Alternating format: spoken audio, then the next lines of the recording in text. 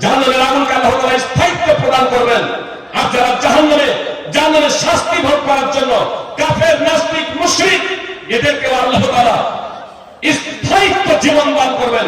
সেখানে তারা মরবেও না, আর বাঁচার মতো জীবন লাভ করবে না, শুধু শাস্তিই শাস্তি।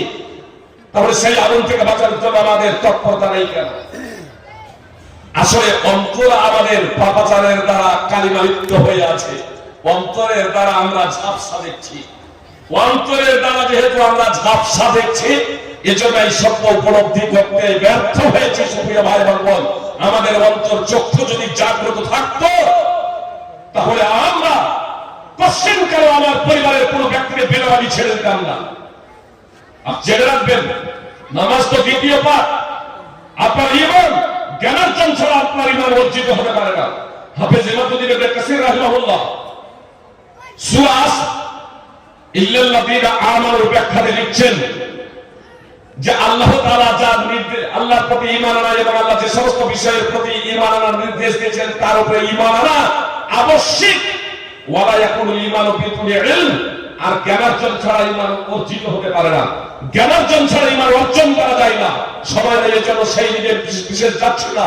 সমস্ত উলামায়ে কেরামের মতবাদে আপনার ঈমান, ইসলাম বিধ্বংসী একটা অন্যতম কারণ আল-ইরাদ আন দীনিল্লাহ ওয়া হুয়া লা ইয়াতাআল্লামুহু ওয়া লা ইয়া'লামু বিহি।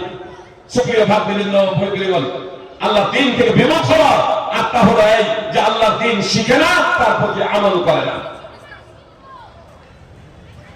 ওয়া হুয়া লা ইয়াতাআল্লামুহু ওয়া লা ইয়া'লামু বিহি, আল্লাহ দ্বীন শিখে না, আল্লাহ দ্বীনের প্রতি আমল করে না। সুপ্রিয় ভাই বোন, এজন্য আপনাদেরকে বলবো, এ যাবত যা করেছেন, যারা বেনামাজি আছেন, প্রথমত তারাই এক্ষুনি অন্তরের অন্তঃস্থল থেকে তওবা করে নিন যে রাত্রে নামাজ না পড়ে ঘুমাবো না, রাত্রে নামাজ না পড়ে ঘুমাবো না। আর যারা নামাজি আছেন, স্বামী নামাজি আছেন, দৃঢ় প্রতিজ্ঞাবদ্ধ হয়ে যান, স্ত্রী এবং ছেলে মেয়ে যদি কেউ বেনামাজি থেকে থাকে, রাত্রে যতক্ষণ পর্যন্ত তাদের তওবা করিয়ে নামাজ না পড়ো, কালামে শাহাদাতের মাধ্যমে তাদের ঈমানের নবায়ন না করা হতো, ততক্ষণ পর্যন্ত ঘুমাবো না। জি, যদি বাস্তব, যদি আপনার অন্তর চক্ষু যদি খোলা থাকে, তাহলে আপনি এটা করতে বাধ্য, আমাদের বলার প্রয়োজন হবে না। আর অন্তর চক্ষু যদি আপনার যদি মরিচিকা পড়ে থাকে, তাহলে এটা বুঝতে সমস্যা হবে। সুপ্রিয় ভাতৃবৃন্দ, বন্ধুগণ, মুহাম্মদ সাল্লাল্লাহু আলাইহি সাল্লামের অন্তরটা ছিল নির্মল, মুহাম্মদ সাল্লাল্লাহু আলাইহি সাল্লামের অন্তরটা ছিল স্বচ্ছ, মুহাম্মদ সাল্লাল্লাহু আলাইহি সাল্লামের অন্তরটা ছিল সৃষ্টির মধ্যে সবথেকে পবিত্র এবং নির্মল। তার জন্য কত ভয় করতেন, শুধু একটা হাদিস শুনে প্রসঙ্গে তার অগ্র পশ্চাতের সব ত্রুটি বিচ্যুতি আল্লাহ ক্ষমা করে দিয়েছিলেন। তার আগের পরের সব ত্রুটি বিচ্যুতি আল্লাহ তাআলা ক্ষমা করে দিয়েছিলেন। তার আগের পরের সব ত্রুটি বিচ্যুতি আল্লাহ তাআলা ক্ষমা করে দিয়েছিলেন। জান্নাত যাওয়া তার নির্ধারিত। এতটা সত্য কত ভয় করতেন জানেন? মা আয়েশা রাদিয়াল্লাহু তাআলা আনহার বিছানায় আছেন রাসূল সাল্লাল্লাহু আলাইহি ওয়াসাল্লাম। যে মা আয়েশার কাছে আসতে তার এক সপ্তাহেরও বেশি সময় লাগতো। মা আয়েশা রাদিয়াল্লাহু তাআলা আনহা, আয়েশা রাদিয়াল্লাহু তাআলা আনহা একমাত্র রাসূল সাল্লাল্লাহু আলাইহি ওয়াসাল্লামের কুমারী অর্ধাঙ্গিনী ছিলেন। সেই আয়েশা রাদিয়াল্লাহু তাআলা আনহার বিছানায় রাসূল সাল্লাল্লাহু আলাইহি ওয়াসাল্লাম শুয়ে আছেন। রাতের গভীরে আল্লাহ রাসূল সাল্লাল্লাহু আলাইহি ওয়াসাল্লাম আয়েশা রাদিয়াল্লাহু তাআলা আনহাকে বলছেন, ইয়া আয়েশা দাইনি আতাবাদুল লাইলাতা লিরাব্বি, ইয়া আয়েশা তুমি আমাকে ছাড়ো, রাতের এই গভীরে আমি আমার রবের ইবাদত করব, আমি আমার রবের ইবাদতে আমি দাঁড়াবো। ইয়া আয়েশা তুমি আমাকে ছাড়ো। আয়েশা রাদিয়াল্লাহু তাআলা আনহা বলেছিলেন, ওয়াল্লাহি ইন্নী উহিব্বু কুরবাক, ইয়া আল্লাহর রাসূল আমি আল্লাহর শপথ করে বলছি, আমি আপনার নৈকট্য পছন্দ করি, আমি পছন্দ করি আপনি আমার বিছানায় থাকুন, একই বিছানায় দুইজনে শুয়ে থাকি, এটা আমার জন্য অত্যন্ত পছন্দনীয় বিষয়। আমি আপনার সাহচর্য চাই, আপনার সাথে বিছানায় শুয়ে থাকতে চাই।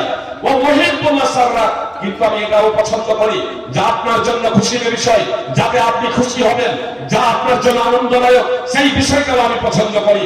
অতএব আপনার জন্য যদি এটা পছন্দনীয় হয়, আপনি যদি এটাই খুশি হন, রাতের এই গভীর অংশে আপনি দাঁড়াবেন, আপনার প্রভুর ইবাদত করবেন, তবে আপনি দাঁড়িয়ে যান। আল্লাহ রাসূল নবী সাল্লাল্লাহু আলাইহি ওয়াসাল্লাম দাঁড়িয়ে গেলেন। ফালাম ইয়াজাল ইয়াবকি, অব্যাহত ধারায় কেঁদে চলেছেন রাসূল সাল্লাল্লাহু আলাইহি ওয়াসাল্লাম। আয়েশা রাদিয়াল্লাহু তাআলা আনহা বলছেন, হাত্তা বাল্লা লিহিয়াতুহু, অবশেষে রাসূল সাল্লাল্লাহু আলাইহি ওয়াসাল্লামের দাড়ি ভিজে গেল। ফালাম ইয়াজাল ইয়াবকি, অব্যাহত ধারায় কেঁদে চলেছেন, হাত্তা বাল্লা অবশেষে অশ্রু দ্বারা মাটি সিক্ত হলো, চোখের পানি দ্বারা মাটি ভিজে গেল। ফজরের সময় হলে বিলাল রাদিয়াল্লাহু তাআলা আনহু আযান দেওয়ার জন্য এলেন। আযান দিয়ে মুহাম্মদ সাল্লাল্লাহু আলাইহি ওয়াসাল্লামের চেহারায় মোবারকের দিকে তাকাচ্ছেন, তো দেখছেন মুহাম্মদ সাল্লাল্লাহু আলাইহি ওয়াসাল্লামের চোখ দিয়ে অশ্রু ঝরছে।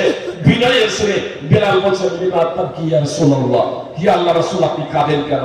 যে লোকজন সব ঘুমিয়ে আছেন, লোকজন সব সাধারণত ঘুমিয়ে আছেন, গভীর রাত্রে আল্লাহ যার আগের পরের তুমি মাফ করে দিয়েছেন, আল্লাহ যার জন্য জান্নাত নির্ধারণ করে দিয়েছেন, সেই মুহাম্মদ সাল্লাল্লাহু আলাইহি সাল্লাম এত ক্রন্দন করেন কেন? সুপ্রিয় ভাই বোন, সচক্ষে মুহাম্মদ সাল্লাল্লাহু আলাইহি সাল্লাম জাহান্নামের আগুন দেখেছিলেন, জাহান্নাম মুহাম্মদ সাল্লাল্লাহু আলাইহি সাল্লামের দেখার হয়েছিল। মুহাম্মদ সাল্লাল্লাহু আলাইহি সাল্লাম অব্যাহত ধারায় কেঁদে চলেছেন। বিলাল রাদিয়াল্লাহু তাআলা আনহুর প্রশ্নের জবাবে বলছেন, বিলাল রাদিয়াল্লাহু তাআলা আনহু যখন বললেন, জি আল্লাহর রাসূল আপনি কাঁদেন কেন? আপনার তো আগের পরের সব দুর্নীতিকে আল্লাহ তাআলা ক্ষমা করে দিয়েছেন। তখন মুহাম্মদ সাল্লাল্লাহু আলাইহি সাল্লাম বলেছিলেন, আফালা আকুনু আবদান শাকুরা, আমি কি আল্লাহর কৃতজ্ঞশীল বান্দা হব না? অতঃপর মুহাম্মদ সাল্লাল্লাহু আলাইহি সাল্লাম বললেন, রাত্রে আমার উপর আয়াত অবতীর্ণ হয়েছে, ওয়াইলুল লিমান কারাহা ওয়া লাম ইয়াতাফাক্কার ফিহা, যে আল্লাহর এই আয়াত তেলাওয়াত করবে, যে আল্লাহর এই আয়াত পাঠ করবে অথচ তা নিয়ে চিন্তা ভাবনা করবে না, তা নিয়ে চিন্তা ভাবনা করবে না, তার জন্য ধ্বংস। তারপরে রাসূল সাল্লাল্লাহু আলাইহি ওয়াসাল্লাম সূরা আলে ইমরান 3 নম্বর সূরা 190 নম্বর আয়াত তেলাওয়াত করেছিলেন। সহিহ ইবনে হাদিস নম্বর 620। অতএব সুপ্রিয় ভক্তবৃন্দ, ভগিনীদেরকে আমি বিশেষভাবে অনুরোধ করব, আত্মসমীক্ষা করুন, আত্মসমীক্ষা করুন। যা শুনছেন কোরআন বা সুন্নাহ তার জীবনে বাস্তবায়ন করুন। বারবার এই সুযোগ আসবে না, মরে যাওয়ার পরে আফসোস করে কোনো লাভ হবে না। অতএব আজকেই পরিবর্তনের চরম সিদ্ধান্ত নিয়ে ফেলুন যে কোরআন এবং সুন্নাহ অনুযায়ী যতদিন পৃথিবীতে বেঁচে থাকবো ততদিন পর্যন্ত কোরআন এবং সুন্নাহ অনুযায়ী জীবন পরিচালনা করার সর্বাত্মক প্রচেষ্টা করে যাব। নিজে আমল করবো কোরআন এবং সুন্নাহ অনুযায়ী এবং অন্যকে কোরআন সুন্নাহ অনুযায়ী পরিচালিত করার লক্ষ্য উদ্দেশ্যে এবং সংগ্রাম করবো। যতদিন এই পৃথিবীতে বাঁচবো আল্লাহ যতদিন আমাকে ক্ষমতা দেবেন ততদিন এই কাজ আমি করে যাবো।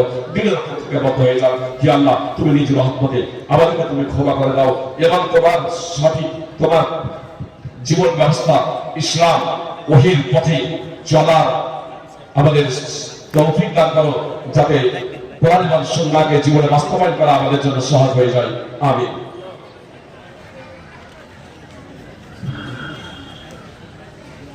জামাতে নামাজ পড়ার সময় কাঁধে কাঁধ মিলিয়ে গোড়ালির সাথে গোড়ালি মিলানো যাবে, হাদিস আছে মানলাম, কিন্তু এক ব্যক্তির সাথে আর এক ব্যক্তির কানে আঙুলের সাথে কানে আঙুল লাগানো যাবে, কোথায় উল্লেখ আছে জানাবেন শেখ?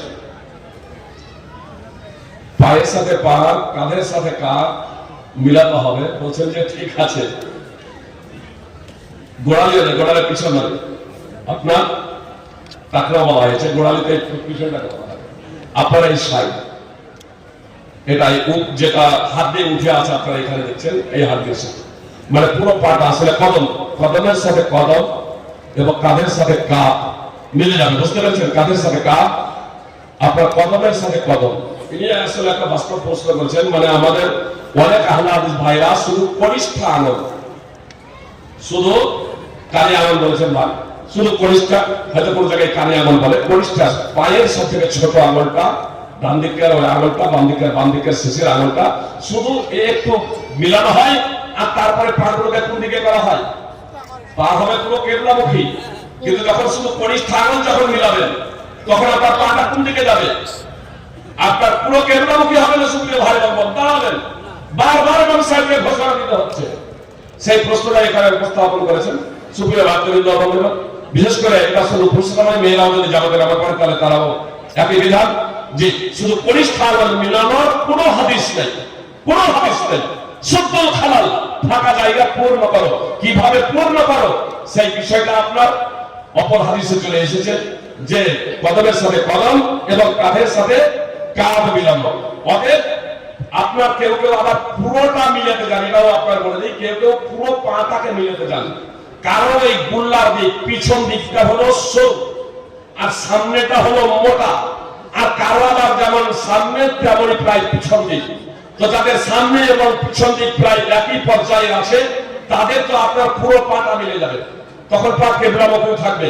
কিন্তু কারো যদি পায়ের সামনেটা যদি আপনার এইভাবে যদি ছিদ্রা হয়, চওড়া হয়, প্রশস্ত হয়, আর গোড়ালির দিকটা যদি আপনার যদি সরু যদি হয় আর পুরোটা যদি মিলাতে যান তাহলে এবার এইভাবে হয়ে যাবে। বুঝতে পেরেছেন? তো আপনাকে এইভাবেও করার প্রয়োজন নাই।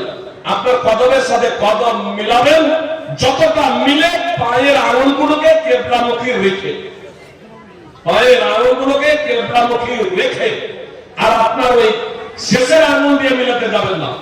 আপনার যখন এই টাকনো যেটা এটা দেখছেন, এই যেটা হাড্ডিটা একটু উঠে আছে, এই সামনে পুরো রোলারের সামনে রোলার যখন দাঁড়াবে তখন পুরো লাইনটা সোজা হবে। আপনার এটাই দাঁড়ানোর হচ্ছে সঠিক পদ্ধতি।